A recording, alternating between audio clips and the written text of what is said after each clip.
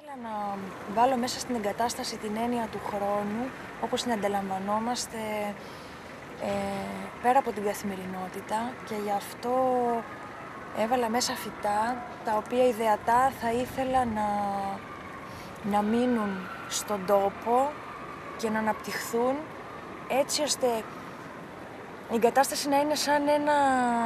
ορολόι, σαν ένα όργανο μέτρησης του χρόνου της γειτονιάς.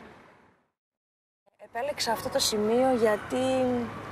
με ενδιέφερε πάρα πολύ πώς οι άνθρωποι μένουν κοντά ο ένας στον άλλον, αλλά παρόλα αυτά είναι μόνοι τους,